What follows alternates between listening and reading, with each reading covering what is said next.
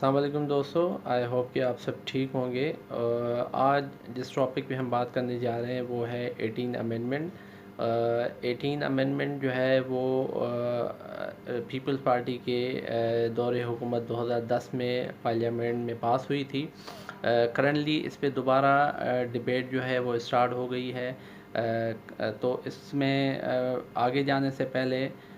इसका background check कर लेते हैं कि ये कब आई थी और इसकी क्या मखसूस फ़ीचर्स हैं 18 अमेंडमेंट की। 18 अमेंडमेंट जो है वो 9 अप्रैल 2010 में पार्लियामेंट ने पास किया था इसे पीपल्स पार्टी की गवर्नमेंट में, और 15 अप्रैल को ये सेनेट से बिल पास होके आया था। उसके बाद इस बेसिकली जो वजह बनी थी 18 अमेंडमेंट की वो ये थी कि जो हमारे प्रोविंसेस हैं उनकी डिमांड थी कि कुछ ऐसी चीज़ें हैं, मिनिस्ट्रीज़ हैं, कुछ ऐसे पावर्स हैं, रिसोर्सेज हैं जो कि फेडरल गवर्नमेंट के अंडर हैं और वो प्रोविंसेस के अंडर होने चाहिए, ताकि प्रोविंसेस जो है वो म्यूचुअली उन सब रिसोर्सेज को यूज़ करके आवाम की फलाह व बहबूद के लिए इस्तेमाल करें। तो इस 18 अमेंडमेंट के तहत जो है वो मुख्तलिफ मिनिस्ट्री जैसे एजुकेशन है, कल्चर एंड टूरिज़म है, इस तरह की और बहुत ज़्यादा मिनिस्ट्रीज़ हैं जो कि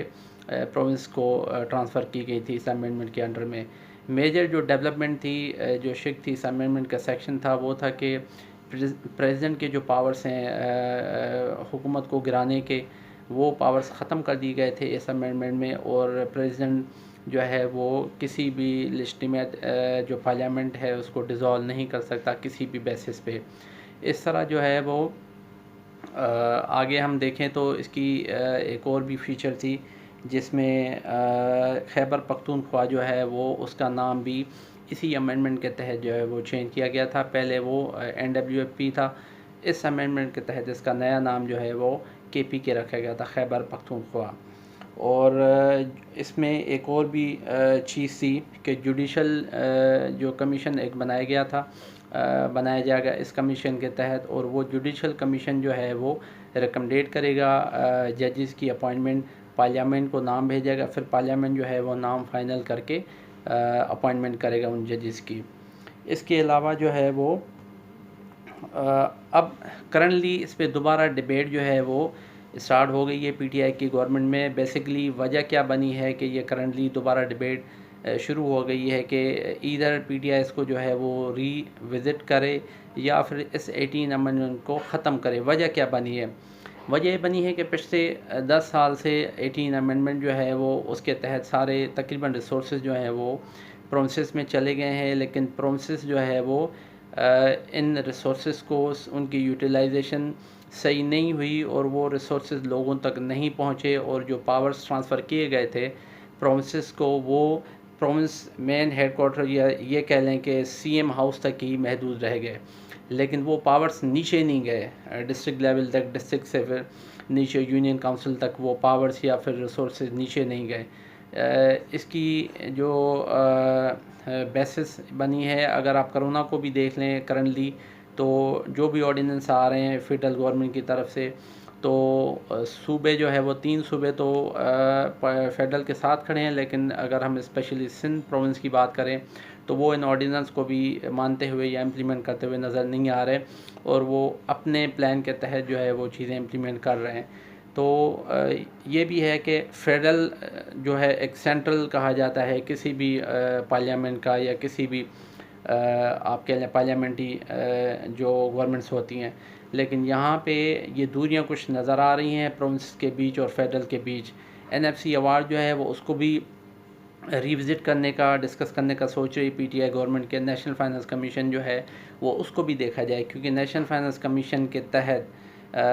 57.5% जो है वो जो भी इनकम है, रेवेन्यू है, वो सूबों को चला जाता है। बाकी जो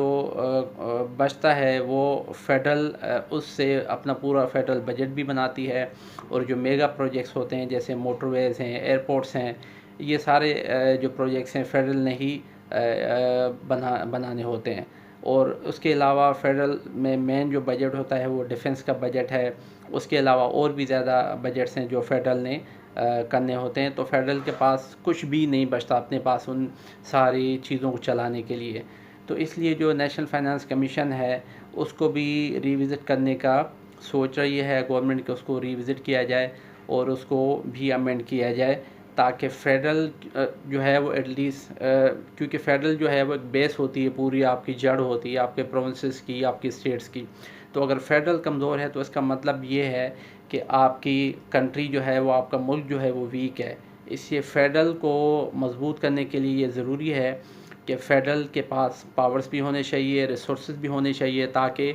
अगर किसी भी प्रोविंस को कोई चीज़ की ज़रूरत हो तो वो फेडरल के पास इतनी एफिशिएंसी हो, इतने रिसोर्स हो कि वो प्रोवाइड करे। और इसका ये मतलब नहीं है कि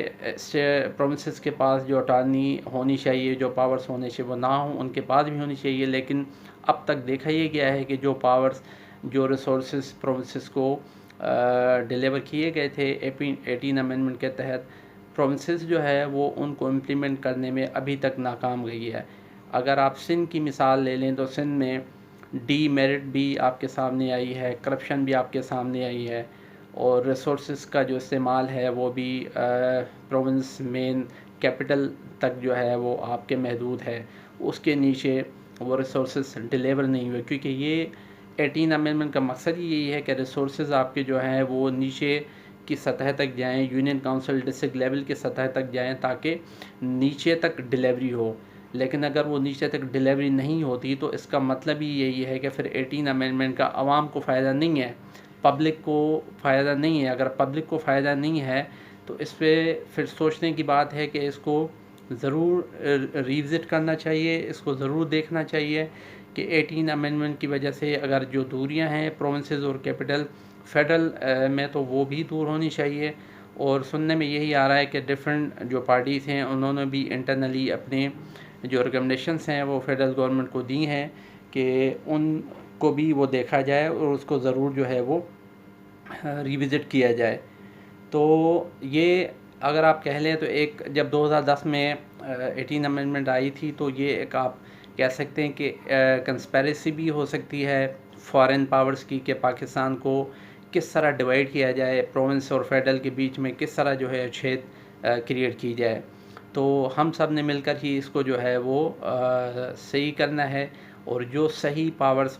प्रोविंस के पास होने चाहिए, जो रिसोर्स होने चाहिए वो बिल्कुल होने चाहिए, लेकिन उन रिसोर्स की डिलीवरी नीचे तक भी होनी चाहिए, ताकि आम आवाम जो है, आम पब्लिक को फ़ायदा हो। और जो फॉरेन पावर्स की अगर ये कोई कंस्पेरेसी है पाकिस्तान के ख़िलाफ़ तो वो भी नाकाम हो। तो ये अब देखते हैं कि आगे पीटीआई की गवर्नमेंट इसको किस तरह जो है वो रिविज़िट करती है, रिव्यू करती है, या फिर टोटली इस अमेंडमेंट को ख़त्म करती है। ये फिर नेक्स्ट आने वाले दिनों में हम डिस्कस करेंगे फर्दर इस पे अगर कोई डेवलपमेंट आती है। और आप लोगों में से अगर किसी ने मेरा चैनल सब्सक्राइब नहीं किया तो काइंडली सब्सक्राइब कर लें और बेल आइकन पे क्लिक करना ना भूलें, ताकि आने वाली हर वीडियो आपको मौसूल होती रहे। अल्लाह हाफ़िज़।